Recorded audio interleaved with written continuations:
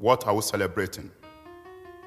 What are we celebrating is the question I keep asking every year that Nigeria celebrate the anniversary of our political fabric of our society. For instance, most stolen wealth sunk into the hands of government of other countries with the help of sabotage, a rightful way of thinking that will bring about a sustainable development. It is high time we channel a new direction in life. We should adopt a conservative lifestyle and begin to affect people's lives positively. We should dump this idea of oppressing the needy that some people considered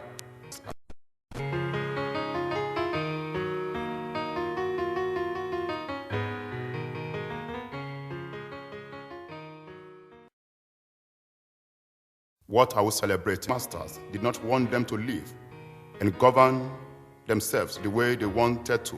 Now, the colonial masters have taken their hands off the African affairs. So it seems by the celebration of political independence and left Africa to fashion out a plan and be governed by Africans themselves. As a matter of reality, Africans have shown their colonial masters the reason they wanted to be sovereign is to oppress their fellow citizens, kill and destroy public infrastructure, imprison people indiscriminately, and drastically loot their nation's treasury. Therefore, fellow Africans, what then are we celebrating as a continent? Are we celebrating our collective underdevelopment and virtually stagnant economies since the independence of our various nations? Are we celebrating the numbers of graduates roaming about the streets of our nations without jobs? Fellow Africans, are we celebrating inaccessibility to bank loans as to enable our people to start viable and small-scale businesses? Are we celebrating the numbers of children that are perishing every year due to corruption and negligence on the part of the government? Are we celebrating the numbers of mothers and children that die at childbirth daily from avoidable causes due to poor medical facilities? Fellow Africans, are we celebrating the numbers of old men and women retirees that are dying of starvation and hunger after many years of serving their various nations? Many of those retirees die in the process of waiting to collect their gratuity, while those that have access to the nation's treasury are embezzling the money big time. The blood of these retirees will be required from them. Are we celebrating the rate of damages we have been able to inflict on our nation's psyche? Are we celebrating the uncertain future of the coming generations of Africans? Are we celebrating the rates of our individual, social, and governmental failure? Fellow Africans, are we celebrating the scarcity in the midst of our abundant God-given natural resources? Fellow Africans, why then are we celebrating political independence anniversary? I agree that we should thank God for freedom from slavery and for protecting us. This alone is worth celebrating, but we need much more than a system. We should aspire to live with impact, fulfillment, self-actualization, and nation building. We should make use of our natural endowment from God. It is high time we stop putting blames on others as being the brain behind our misfortunes. Some of us say in our private discussions that the Westerners instigate African nations against each other, and that they also sell weapons to factional parties in exchange for resources or cash. Does it mean that Africans do not have a mind of their own to discern between evil and good?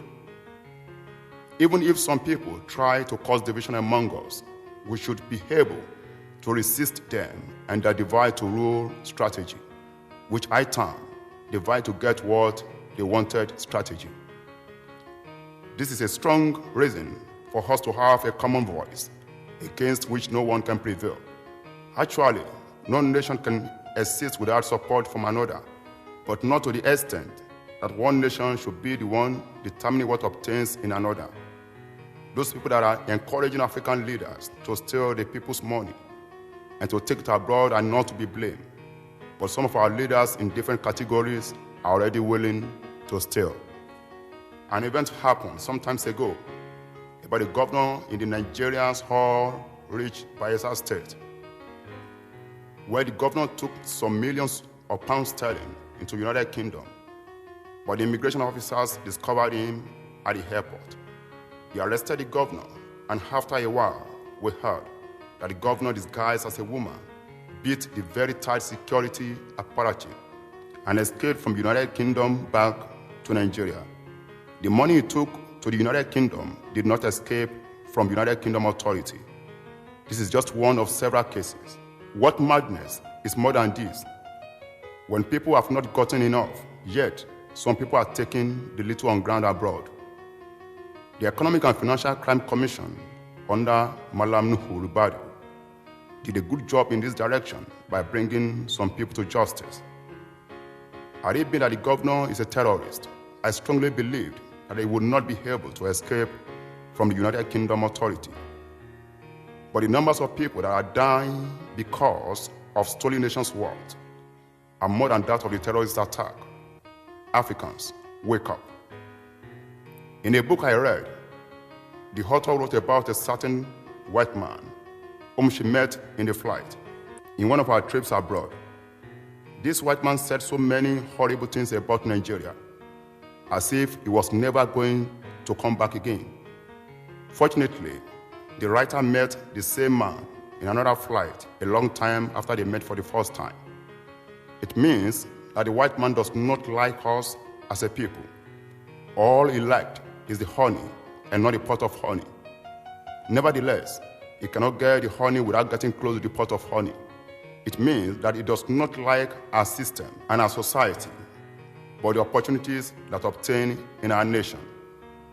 I am not surprised that the white man does not have value for us as a people, because some of us did not have value for ourselves. He does not like our nation because we made it unlikable. He said horrible things about our nation because we made it look horrible. A friend sent me an email which reads thus: Do Nigeria exercise a true democracy? Is our country mature enough for political independence, or should we invite our colonial masters to force some senses into us?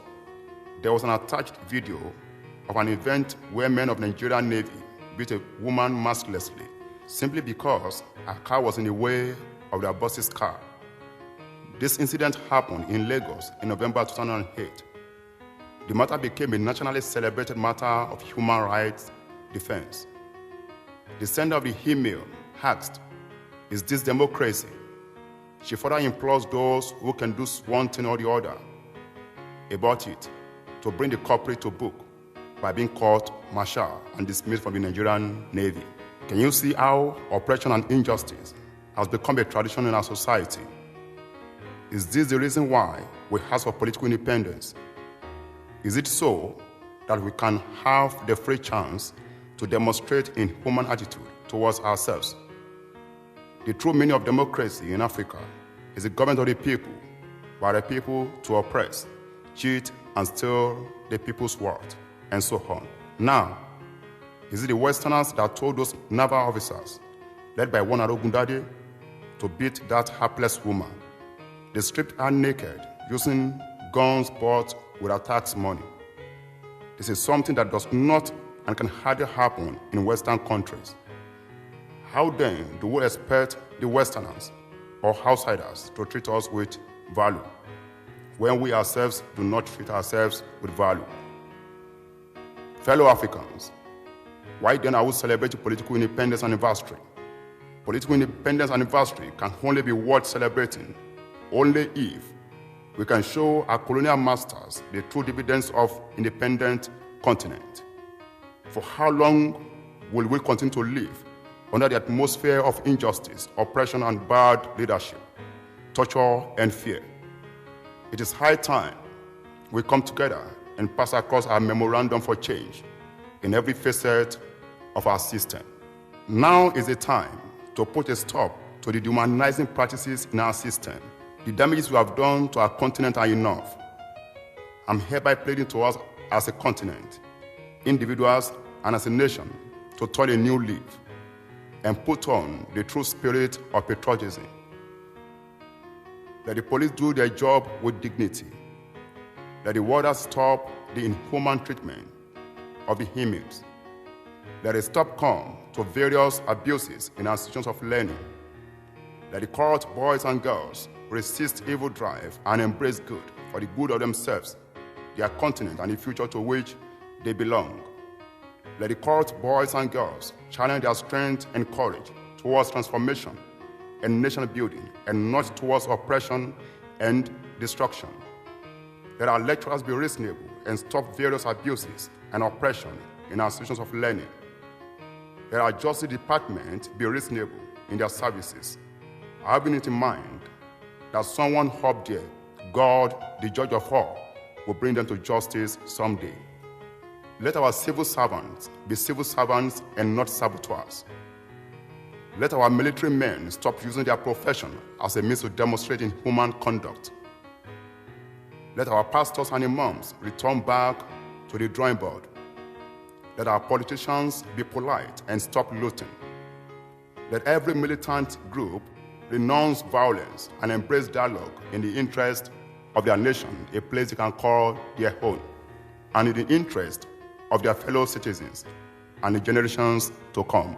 I charge all Africans at home and abroad to stand up and say enough is enough.